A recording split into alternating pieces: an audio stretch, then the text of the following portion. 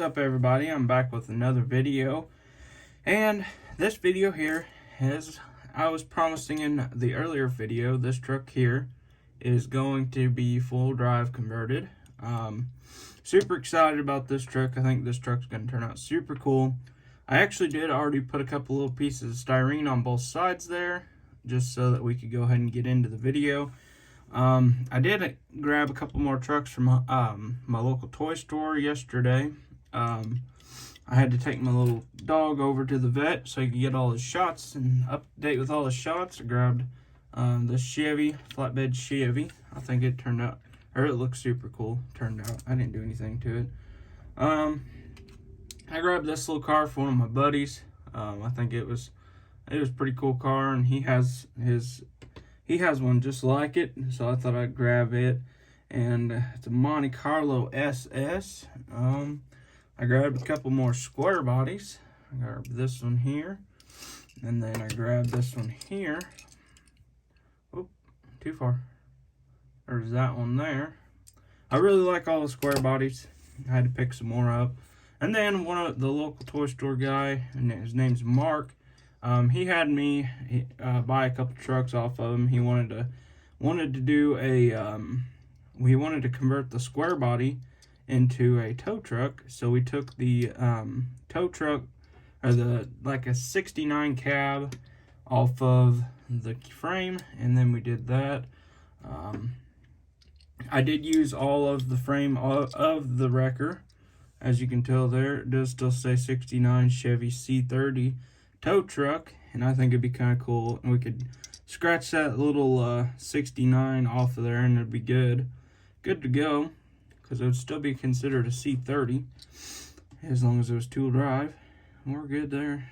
But we are going to get this thing glued together. I do believe, as long as he don't want it painted, I'm not 100% sure if he wants it painted or not yet.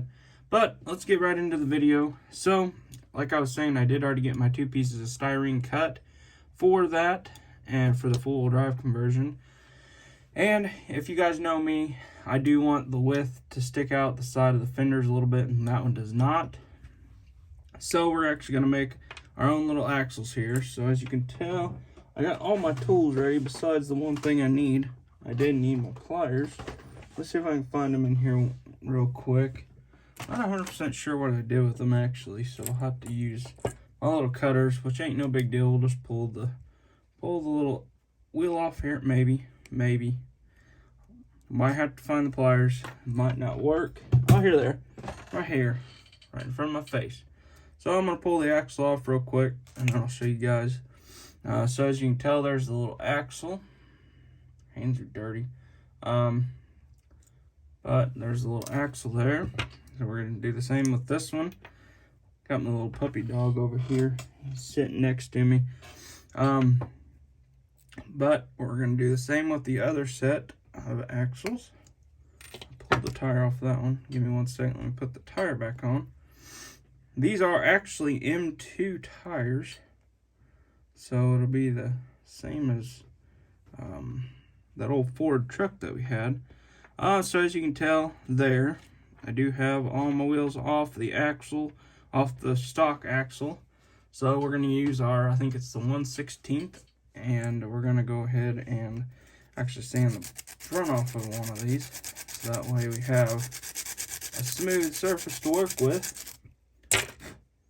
Alright, so as you guys know, the wheel, or the axles, do not fit in the wheel unless you drill it out.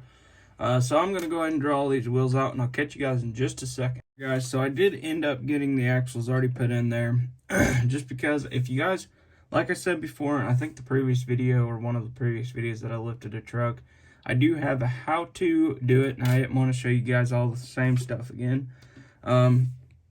So I did go ahead and do my little axle tubing out of the Q-tip, just like I normally do, and then I used my axle and made it to where it was just wide enough to where the wheels stick out just a little bit.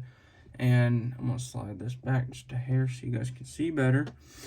And then what I'm going to do is I'm just going to take a little dab of super glue and all the way across there just like that. Oh, lost one of the wheels. I'll lay the truck down real quick. try not to glue my wheels on just because I don't, and just in case I decide I want to use them for a different truck later on. So we're just going to glue that down there and see if that sits where we want it. Looks like that does. Both of those do. Now our wheels do have a little bit of a slant to them. We need to fix that later on. I will be fixing that. But the width looks really good. So we're just going to do the same with the back.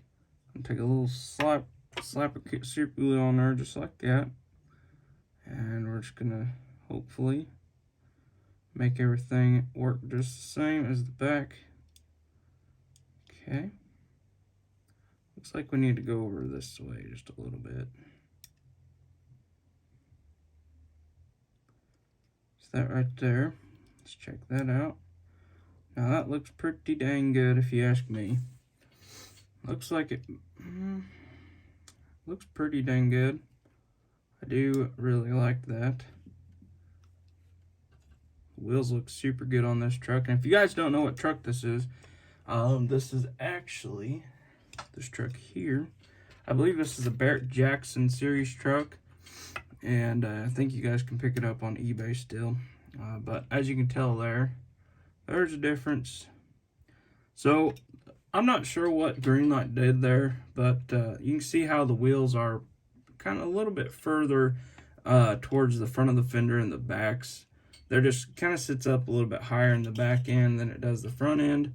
And I didn't really like the looks of that. And, oh, I lost another wheel again. But I do really like the looks of this, how this turned out. Let me throw this wheel back on here. So yeah, I really like the way this truck turned out compared to the other ones. But if you guys decide you want to see the whole entire thing again, just let me know. I probably won't do another, like the same exact tutorial video on another truck, how to lift a truck, because I think you guys kind of get the basics of it. But we are going to start the Mega Cab super soon. I haven't really got anything started on it. I'm still waiting on a bunch of parts for my customer stuff, and I'm trying to get a lot of the customer stuff out of the way before I really start any of my big project, some of my own big projects. So if you guys wondering why I haven't did the Mega Cab yet, you guys know why now. I'm waiting on a bunch of parts for a bunch of my customer stuff. But yep, I'm just trying to do some little stuff at the moment, just to kind of push down on that just a hair.